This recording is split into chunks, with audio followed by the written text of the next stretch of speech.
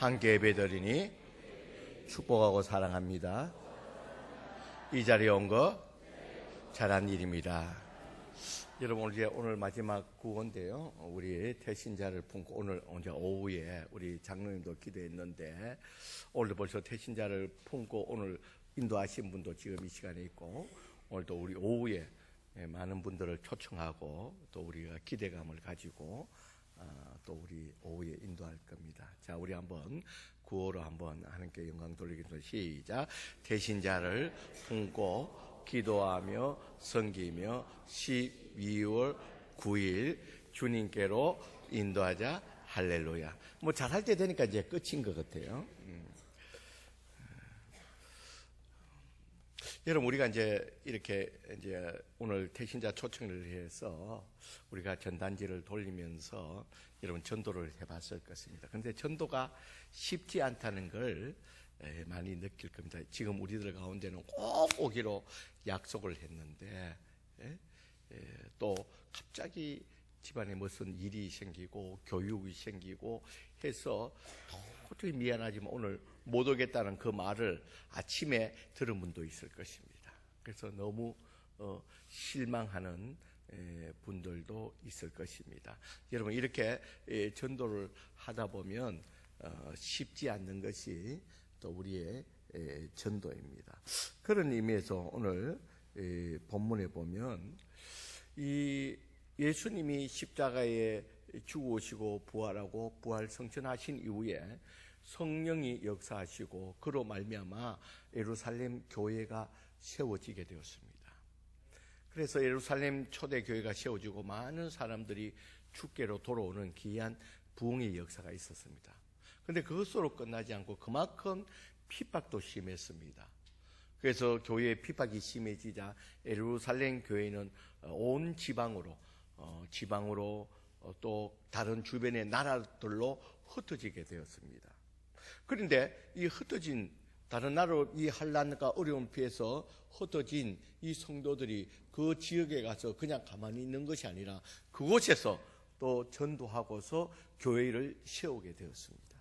결국은 지나고 보니까 그 환난도 하나님이 복음을 확산시키기 위한 하나의 방편이었던 겁니다. 그래서 각 지역마다 전도하는 사람들이 많이 생기고 또 그 전도를 통해서 또 흩어진 교회들이 크게 부흥하는 그런 역사가 있었습니다.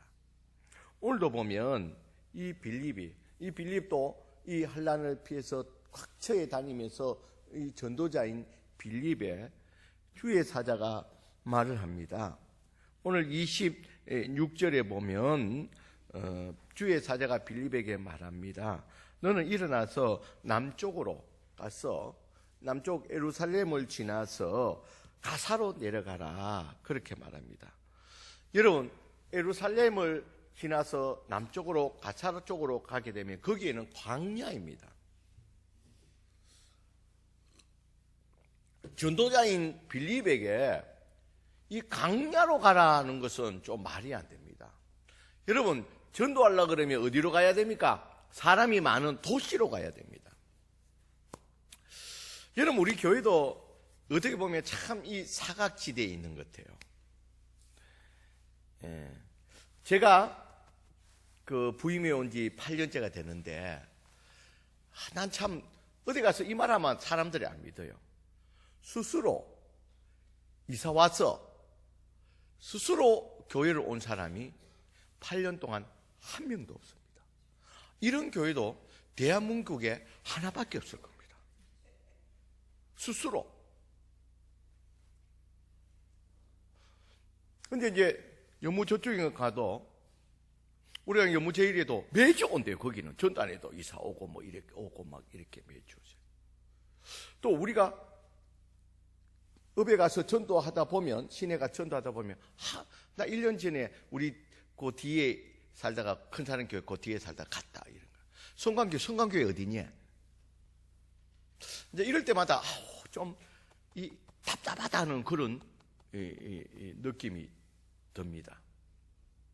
또 우리 말고 또 완전히 또 시골 교회는 또 이런 일이 있어요. 요새는 완전 시골 교회는 좋은 데는 기양하는 사람이 많습니다. 고향으로 믿는 자들이 기양해서 또 그 동네 멀리 가지 않고 동네 교회로 오는 겁니다. 그러니까 양촌 재단 예봉교회 보면 매년 이렇게 이사 와서 새로 집을 짓고 이 성도들이 그런 이사를 온 사람이 온다는 거예요. 근데 여기는 이사 오는 사람도 없고 오는 사람도 없고 정말 우리가 이 사각지대에 속해져 있다는 겁니다. 그래서 여러분, 우리는 정말 전도하지 않으면, 저는 이제 이런 생각도, 하나님 왜 내 성관교회를 이렇게, 내같이 유능한 사람을 왜 이렇게 성관교회를 보냈을까 생각하면, 우리가 이게 지금 이 신촌은 완전 사각지대가 된. 그래서 우리는 어쨌든 전도를 해야 되는 이 사각지대이기 때문에 어떻게 보면 우리가 광야는 사람이 전혀 제신자가 올 수 없는 그런 광야라는. 그런데 하나님이 지금 빌립에게 사람이 많은 예루살렘에 가서 주의 복음을 전하라는 것이 아니라 너는 예루살렘 지에서 저 밑으로 가서 광야로 가라는 겁니다. 그런데 이 빌립이 주의 사자의 말에 따라 광야를 간데 광야에 가니까 누구를 만나게 됩니까? 내시를 만나게 됩니다. 어느 나라 내시요? 에티오피아. 그때 에티오피아 왕이 여왕인데 간닥의 여왕. 그 모든 재정을 맡고 있는 막강한 실력자입니다. 그가 어떤 연유인지 모르지만 예루살렘에 갔다가 돌아가는 길에 이 광야에서 이 빌립을 만나게 되었습니다. 그런데 이 빌립이 이 내시를 만났을 때 내시가 무엇을 하고 있었냐 하면 성경을 읽고 있다는 거예요. 그러니까 빌립이 그에게 가서 이게 하나님이 뜻하신 바를 알고 하나님이 붙여준 사람인지 알고 빌립이 내시에게 묻습니다. 네가 이사야 성경을 이사야 보니까 이사야 그걸 읽고 있는데 이걸 깨닫느냐? 이 말이 무슨 말인지 알느냐? 그렇게 물어봤습니다. 그러니까 내시가 뭐라고 그럽니까? 지도해 주는 사람이, 여기서 지도해 준다는 건 뭡니까? 가르쳐 주는 사람이 없는데 내가 이것을 어떻게 깨달을 수 있느냐? 그렇게 말합니다. 그러니까 이사야 어디를 읽느냐 이렇게 보니까 오늘 우리 성경에 보면 32절 34절에 보면 성경을 읽는데 그 성경이 이사야 53장 7절을 읽고 있으면서 이걸 도대체 모르겠다는 거예요. 뭘 모르느냐? 이 여기에 나오는 이 틀 깎는 자, 이 어린 양이 도대체 누구를 가리키는 거냐? 이 어린 양이 이사야를 가리키느냐, 이 길을 기록한 이사야 선지자를 가리키는 것이냐, 아니면 다른 누구를 가르치는 것인지, 자기는 도대체 이 글을 아무리 읽어봐도 누구를 가리키는 것 같은데 도대체 누구를 가르치는 건지, 누구를 지칭한 것인지 도대체 알 수가 없다는 겁니다. 여러분들이 빌립과 같이 내시를 만났으면 어떻게 단정 설명해 줄 수가 있죠. 그런데 빌립도 이것을 보는 순간에 이게 하나님 뜻이구나. 그래서 복음을 전하게 됩니다. 35절에 보면 빌립이 입을 열어 이 글에서 시작하여서 예수를 가르쳐 뭐를 전한다고요? 복음을 전한다. 이사야 선지자가 이 어린 양이라고 지칭한 것은 이사야 선지자를 말하는 것이 아니라 예수 그리스도. 얼마 전에 이 땅에 오신, 그래서 십자가에 죽으시고 부활하고 승천하신, 그래서 성령을 보내주신 이 복음을, 이 예수 그리스도를 통해서 제사함받고 구원받을 수 있는 이 복음을 전하게 된다는 겁니다.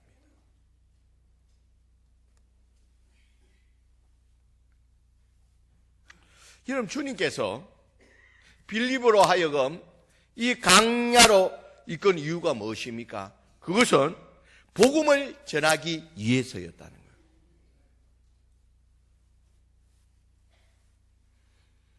그러니까 이 복음을 듣고 예수님을 영접한 이 내시가 어떻게 고백합니까? 36절을 보면 길을 가다가 물이 있는 곳에 이르러 그 내시가 말하되 보라 물이 있으니 내가 세례를 받음에 무슨 끄리낌이 있겠느냐.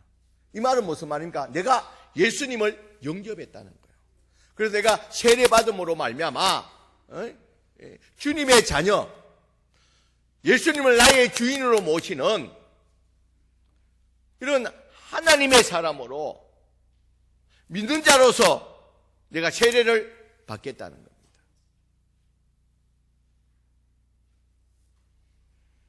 그래서 38절에 보면 이에 명하여 수리를 멈추고 빌립과 내시가 둘 다 물에 내려가서 빌립이 세례를 베풀게 됩니다. 그러니까 복음을 전하고 그가 복음을 받아들이고 예수님을 영접하고 그 증거로서 세례를 끊김 없이 세례를 받게 되었다는 겁니다. 그 이후에 어떻게 되었습니까? 39절에 보면요. 둘이 물에서 올라올 새 주의 영이 빌립을 이끌어간지라 내시는 어떻게 돌아갔다고요? 기쁘게 길을 가므로 그를 다시는 보지 못했다. 이후에 이 내시, 이디오피아의 이 내시에 대한 기록은 없습니다. 그러나 여러분, 이 내시가 예수님을 그 기쁘게 감으로 말미암아 그는 힘 있는 자로서 이후에 보면요, 이디오피아가 이 아프리카 중에서 가장 기독교의 역사가 깊은 나라가 됩니다. 그것은 누구의 영향이 있습니까? 이 내시의 영향이라는 거예요.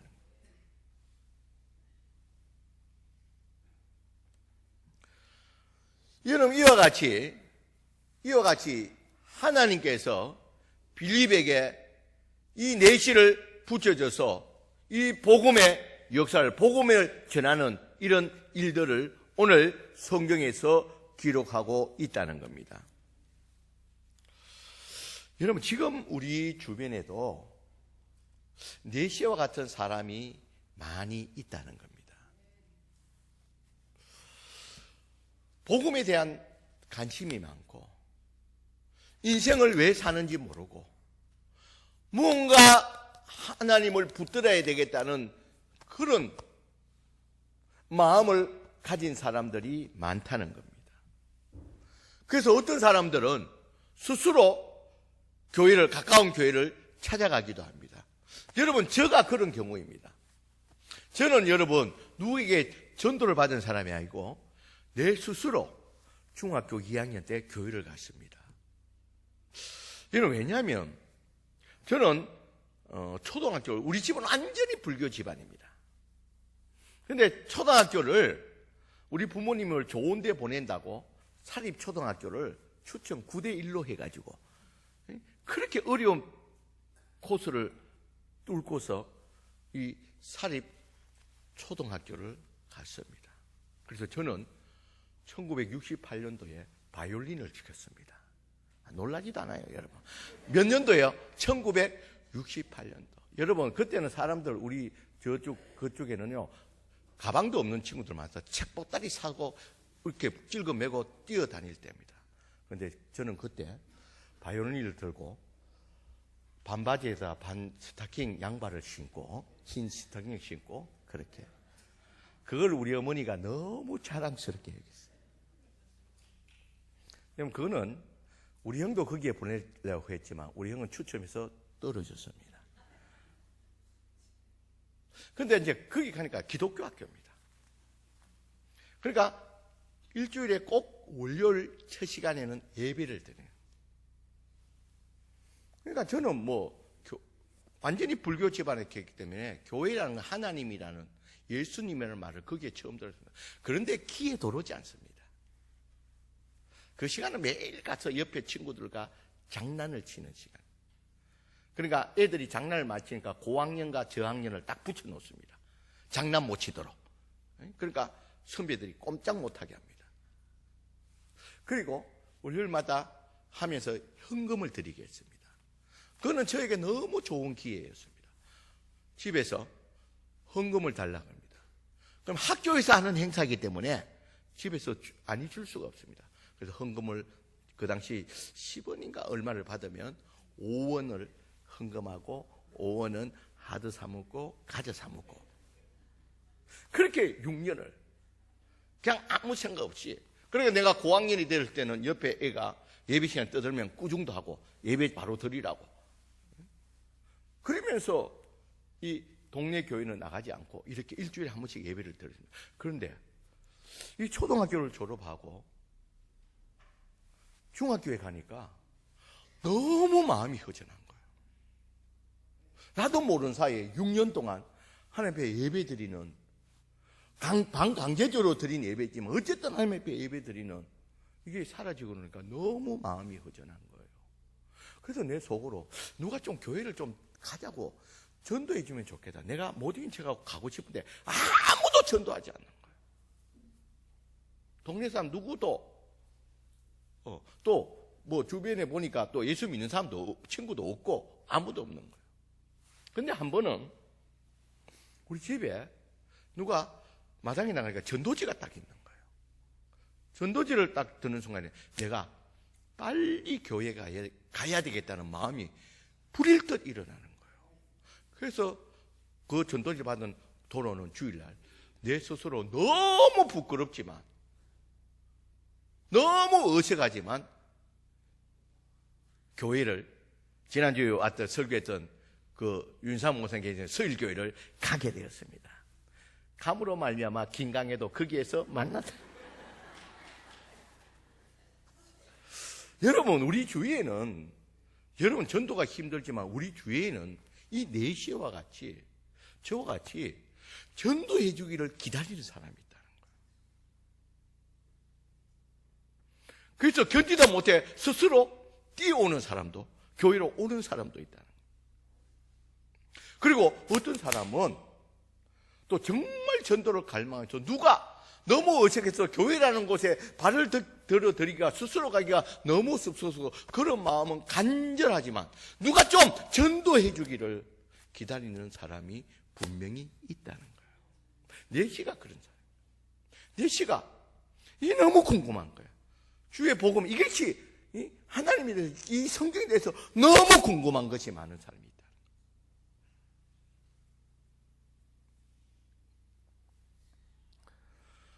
여러분 그런데 이 내시의 고백같이 누가 지도해 줄 사람, 이끌어 줄 사람이 없다는 겁니다. 그래서 우리 주변에는 이 하나님이 예비하신 내시와 같은 사람이 있다는 걸 여러분 꼭 기억하시길 바랍니다. 여러분.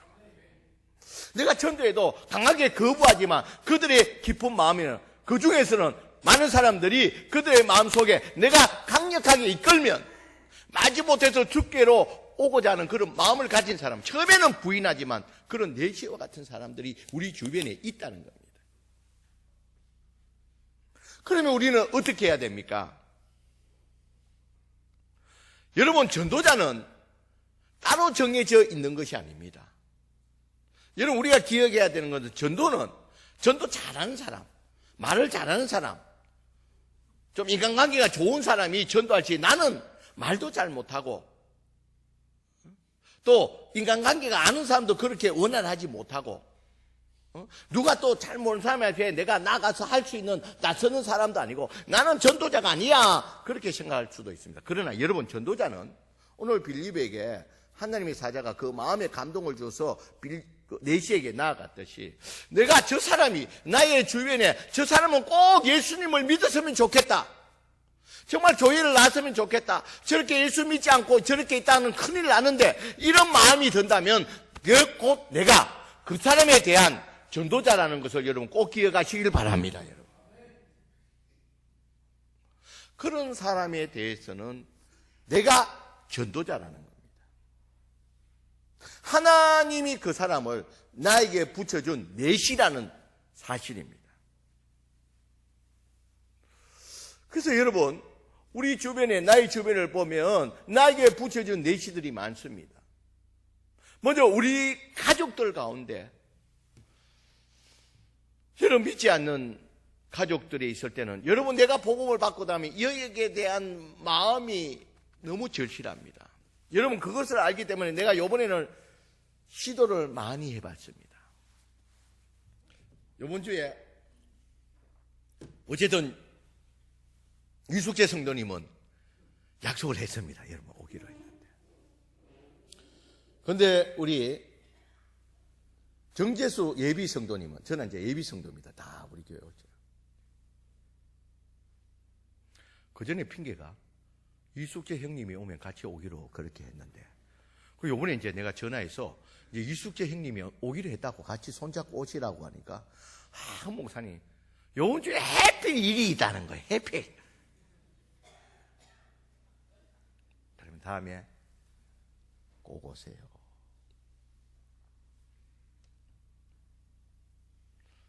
그리고 김한영 성도님 했는데 오늘 노는 날인데 오늘 또 교육이 있다는 거예요. 빠질 수 없는 교육이 생겼다.